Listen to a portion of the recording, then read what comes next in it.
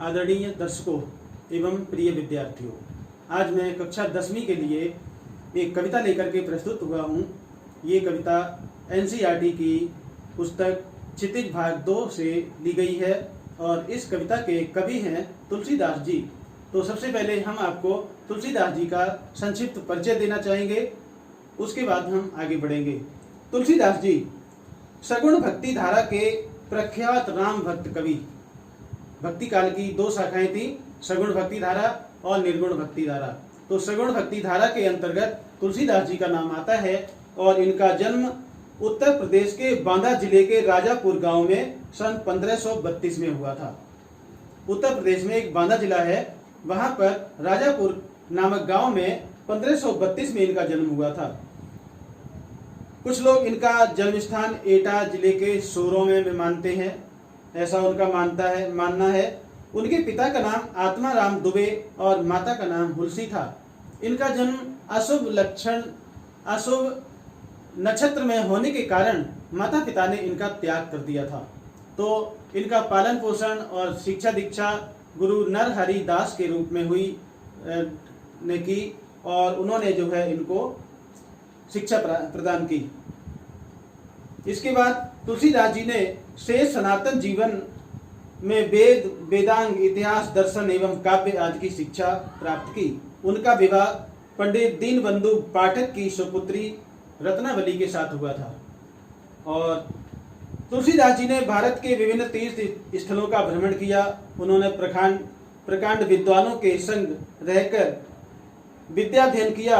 उन्होंने रामचरितमानस जैसे महाकाव्य की रचना कर हिंदी साहित्य को अमर निधि प्रदान की। तुलसीदास जी महाकवि होने के साथ साथ उच्च संत, महान समाज सुधारक, लोकनायक, भक्त, दार्शनिक, प्रकांड विद्वान भी थे। सन 1623 में काशी में उनका निधन हुआ था।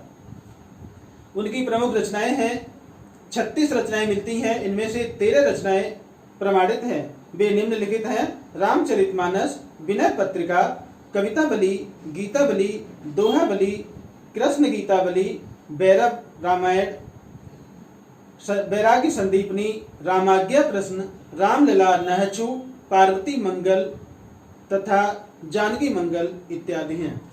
तो ये जो कविता है बच्चों, ये बालकांड से उद्धृत है, बालकांड से ली गई है और उस समय का वर्णन है जब जनकपुर में महाराज जनक ने अपनी पुत्री सीता का स्वयंवर आयोजित किया था। और उस स्वयंवर की शर्त थी कि उनके यहाँ एक विशाल शिव का धनुष था और जो भी उस धनुष को उठा करके उस पर प्रत्यंचा चढ़ाएगा उसी के साथ वे अपनी पुत्री सीता का विवाह कर देंगे। तो देश देश के राजा आए लेकिन कोई भी उस धनुष को हिला नहीं सका। तो राजा जनक उदास हो जाते हैं और उसी समय राम और लक्ष्मण अपने गुरु विश्वामित्र के साथ वहां पर आए होते हैं। तो अपने गुरु की आज्ञा मान पाकर के भगवान श्री राम ने वो धनुष को उठा लिया और उन्होंने जो है उस धनुष पर डोरी चढ़ा करके जैसे ही प्रत्यंचा चढ़ाई और वो धनुष खंड खंड हो गया। वो धनुष महाराज जनक के पास परशुराम जी ने धरोहर के रूप में रखा था और परशुराम को वो धनुष भगवान शिव ने दिया था। तो परशुराम जी ने जब ये आवाज सुनी धनुष टूटने की, वो महेंद्र पर्वत पर तपस्या कर रहे थे और वहां से वे सीधे जनकपुर में आ जाते हैं और कहने लगते हैं कि हे मूर्ख जनक, जल्दी बतला ये धनवा किसने तोड़ा है, इस भरी स्वयंवर में आकर सीता से नाता जोड़ा है। अपनी तेज आवाज में क्रोधित होकर के जनक से ये प्रश्न करते हैं तो जनक भी भयभीत हो जाते हैं और फिर वो कुछ नहीं बोल पाते। तब तक भगवान श्री राम उठ करके खड़े हो जाते हैं और बड़े विनम्र भाव से कहते हैं, वहां का वर्णन आपके समक्ष में प्रस्तुत कर रहा हूं, आप कृपया ध्यान से सुनेंगे। नाथ संबुधन भंजन हारा, होए यही केऊ एक दास तुम्हारा। हे नाथ, जिसने भी ये शिव का धनुष तोड़ा है वो निश्चित ही कोई आपका सेवक ही होगा। आयुष काज कहिए किन मोही, सुन रिसाज बोले मुनि कोई।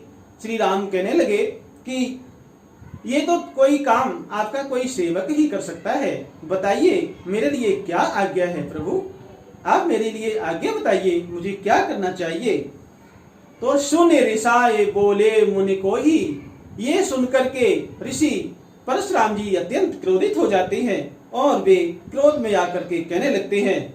क्या कहने लगते हैं देखिए, सेवक सो जो करे शिवकाई, अरि करनी करे करी लड़ाई।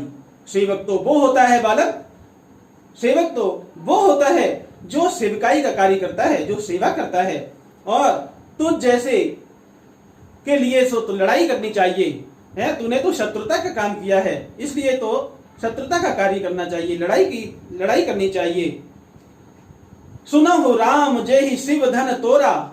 परशुराम जी कहने लगे कि सुना हो राम, हे राम सुनो, तुमने जिसने भी ये शिव धनुष तोड़ा है, अर्थात भगवान शिव के धनुष का खंडन किया है, सहस्त्र बाहु सम सो रिप मोरा, वो व्यक्ति सहस्त्र बाहु के समान मेरा शत्रु है।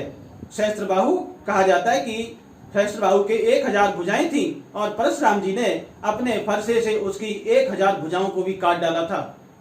तो उन्होंने कहा कि वो व्यक्ति सहस्त्र बाहु के समान मेरा शत्रु है जिसने शिव धन को यहाँ पे तोड़ा है।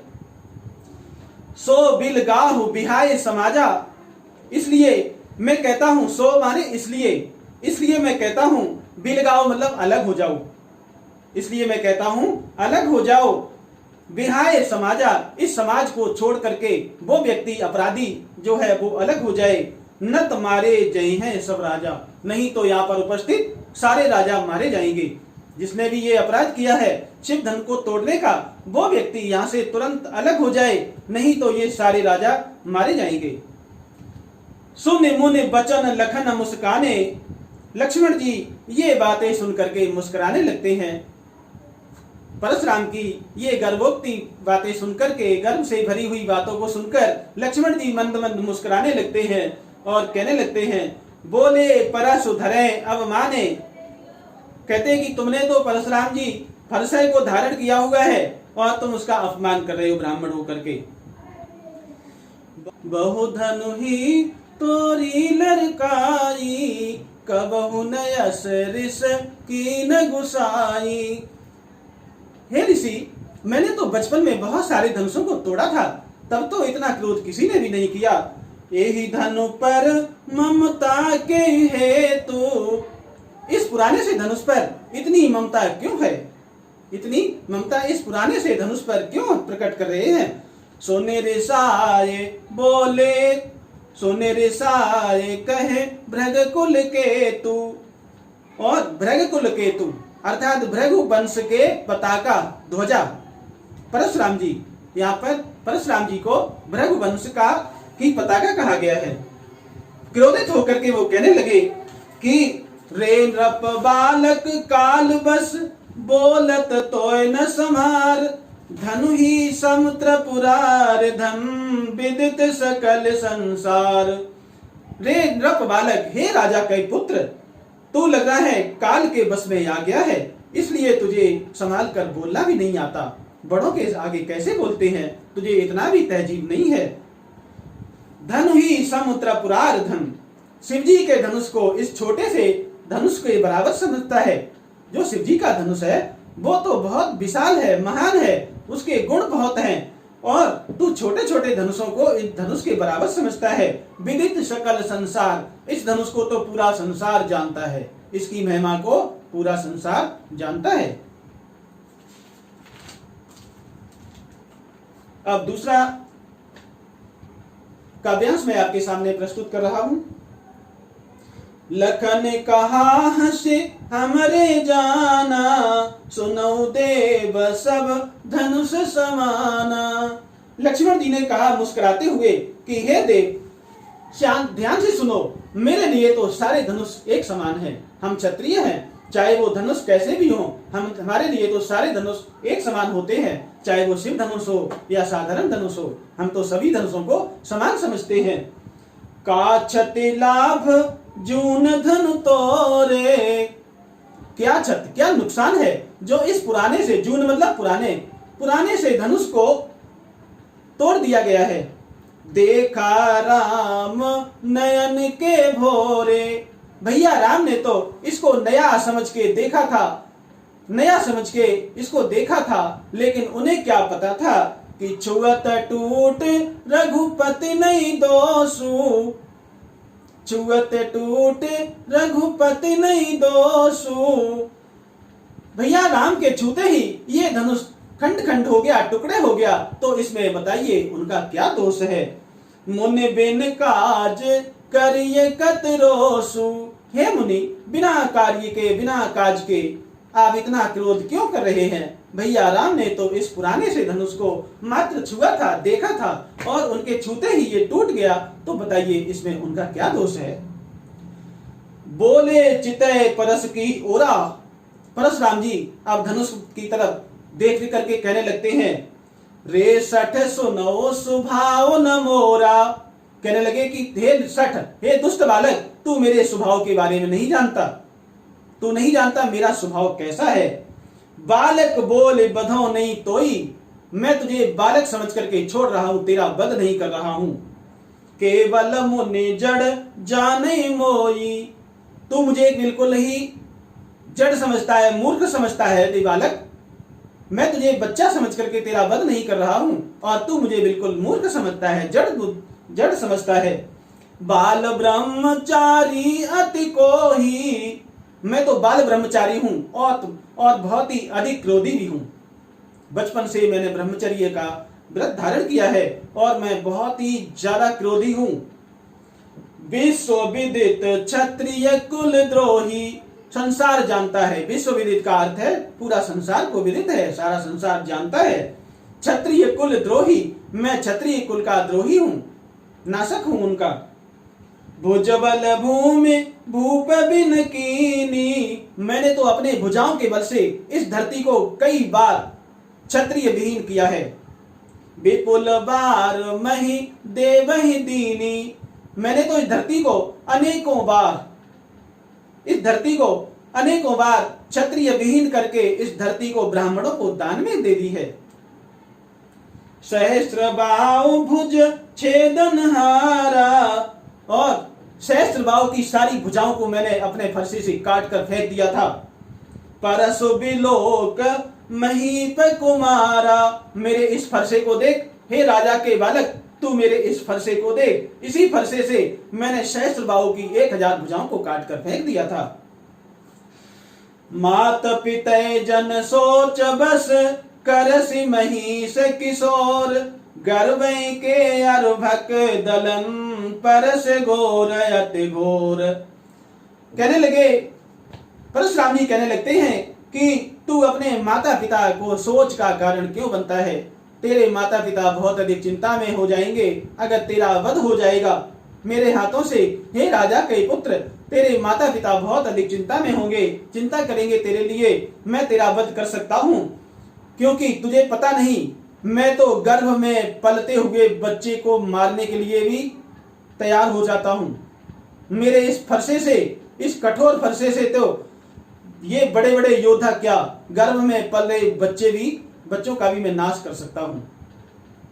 ये परशुराम जी ने लक्ष्मण से बात कही। प्यारे बच्चों, तीसरे काव्यांश की तरफ हम चलते हैं। तो यहाँ पर लक्ष्मण जी मुस्कुराते हुए परशुराम के बातों का कुछ जवाब देते हैं। यहाँ पे देखिए, प्रस्तुत है तीसरा काव्यांश। बेहसे लखनु बोले मृदुबानी, आहो मुनि महाभट मानी। लक्ष्मण जी मुस्कुराते हुए, बेहस मतलब हंसकर कहने लगे, मधुर वाणी कहने लगे, थोड़ा विनम्र होकर के वे कहने लगते हैं, अहो मुनीश, हे मुनीश मतलब मुनियों के ईश, हे बहुत बड़े मुनि, महाभट, तुम तो महान योद्धा हो, सब जानते हैं। पुण्य पुण्य मोहि दिखाव कुठारू, मुझे तुम ये बार बार अपना फरसा दिखाते हो, ये फरसा तुम मुझे बार बार दिखाते हो। चाहे तो उड़ावन फूंक पहाड़ू, तुम पहाड़ को फूंक मार करके उड़ाना चाहते हो। यहाँ कुमड़ बतिया को नाही, देख तर्जनी जे मर जाई। यहाँ पर कोई भी कद्दू का छोटा सा फल नहीं है। मैं कोई कद्दू का छोटा सा फल नहीं हूं जो तुम अपनी तर्जनी उंगली से उसको छूते ही छू दोगे और वो मुरझा जाएगा, मर जाएगा। कहा जाता है कि कद्दू का जो फल होता है छोटा सा, अगर वो छोटा होता है उसको कोई उस समय उसे छू लेता है, फिर वो बड़ा नहीं होता, वो मर जाता है। लक्ष्मण जी यहाँ पर कद्दू का उदाहरण देते हुए परशुराम जी से कहते हैं कि यहाँ पर कोई कद्दू का छोटा सा फल नहीं है जिसे आप अपनी तर्जनी उंगली से छुएंगे और वो मर जाएगा। देख कुठारु सरासन बाना, मैं कछु कहा सहित अभिमाना। देख कुठार, मैं तुम्हारे फरसे को और सरासन मतलब धनुष को, बाना मतलब बाण, मैं तुम्हारे फरसे और धनुष बाण को देख करके जे कुछ कहा सहित अभिमाना, मैंने कुछ अभिमान में जो कुछ भी कह दिया हो, तुम्हारे धनुष बाण और फरसे को देखकर मैंने यदि तुमसे कुछ अनुचित कह दिया हो तो भृगुसुत समझी जनेऊ बिलो की, जो कछु कहो सहो ऋषि रोकी। कहने लगे भृगुसुत समझ, मैं तुम्हें भृगुवंश का पुत्र जान करके और तुम्हें देख रहा हूं। भृगुसुत समझ जनेऊ बिलो की, जो कछु कहे सहो ऋषि रोकी। तुम जो कुछ भी कहोगे मैं उसे अपना क्रोध रोक करके सहन कर लूंगा, क्योंकि सुर महेश्वर हरिजन यरुगाई, हमरे कुल इन पर न सुराई। हमारे कुल की, हमारे सूर्य वंश की, रघुवंश की ये परंपरा है कि हम कभी इन चार पर अपनी वीरता का प्रदर्शन नहीं करते। तो पहला है सुर मतलब देवता, महेश्वर ब्राह्मण, और हरिजन मतलब भगवान के भक्त, और गाय। इन चार पर हम अपनी वीरता का प्रदर्शन नहीं करते। यदि क्यों नहीं करते? यदि हम इनसे हारते हैं तो अपयश होता है, अपयश मिलता है, अपकीर्ति मिलती है, और इनका वध कर देते हैं तो पाप लगता है। इसलिए हम इन चार पर अपनी वीरता का प्रदर्शन नहीं करते। बधे पाप अपकीरत हारे, मारत हूँ परिय तुम्हारे। अगर इनका वध करते हैं तो मुझे अपयश मिलता है, और यदि इनसे हम हार जाते हैं, इन्हें अगर बधे पाप, अगर इनका वध करते हैं तो पाप लगता है, और इनसे अगर हम हार जाते हैं तो हमें अपयश मिलता है, अपकीर्ति मिलती है। मारत हूँ परिय तुम्हारे, इसलिए हम इनका वध नहीं करते। कोटि कुलिस सम वचन तुम्हारा, तुम्हारा तो वचन करोड़ों वज्रों के समान है। वज्र इंद्र का अस्त्र है जो बहुत ही विनाशक था। तो कहते हैं कि तुम्हारे तो वचन इंद्र के जो अस्त्र है वज्र, उससे भी ज्यादा कठोर हैं। तुमने तो व्यर्थ धरो धनुबाण कुठारा, तुमने तो बेकार में ही ये धनुष बाण और ये फरसे को धारण किया हुआ है। तुम्हारे तो वचन, जो तुम बात कहते हो, वो करोड़ों वज्रों के समान है किसी का वध करने के लिए। जो बिलो के अनुचित कहो क्षमो महामुनि धीर, सुनि सरोस भृगुवंश मने बोले गिरा गंभीर। लक्ष्मण जी कहने लगे, इतना जो कुछ मैंने कहा यदि अनुचित लगा हो तो हे महामुनि, हे महर्षि, मुझे क्षमा कर दीजिए। इतना सुनकर के सुनि सरोस लक्ष्मण परशुराम जी को क्रोध आ जाता है, और वे गंभीर होकर के लक्ष्मण को बताने लगते हैं, बोलने लगते हैं। जो उन्होंने बोला वो हम आपके लिए अगले भाग में लेकर के आएंगे। और अब मैंने आपके लिए यहाँ पर कुछ कठिन शब्द रखे थे, मैं परिचय करा रहा हूँ। सभी बच्चे इनको देखेंगे और तैयारी करेंगे इस आधार पर। काव्यांश बल में शब्द हैं देखिए, और उनके याद। शंभुधन का अर्थ है शिव जी का धनुष, भंजनहारा का अर्थ है तोड़ने वाला, केऊ का अर्थ है कोई, आयुष का अर्थ है आज्ञा, ऋषाय का अर्थ है क्रोधित, कोही का अर्थ है क्रोधी, अरिकर्णी का अर्थ है शत्रुता का कार्य, रिपु का अर्थ है शत्रु, बिलगाव का मतलब है अलग, अवमानी का है अपमान करते हुए, यही का मतलब है इस, केतु का अर्थ है पताका। काव्यांश 2 में क्षति का अर्थ है हानि, जून का अर्थ है पुराना, नयन का मतलब है नया, और काज का अर्थ है काम, रोसु का अर्थ है क्रोध, जड़ का अर्थ है मूर्ख, मही का अर्थ है धरती, देवन का अर्थ है देवताओं को, महिष किशोर है राजा के पुत्र, गर्भ का अर्थ है गर्भ में, अर्भक मतलब बच्चा, घोर का अर्थ है कठोर, दलन का अर्थ है नाश।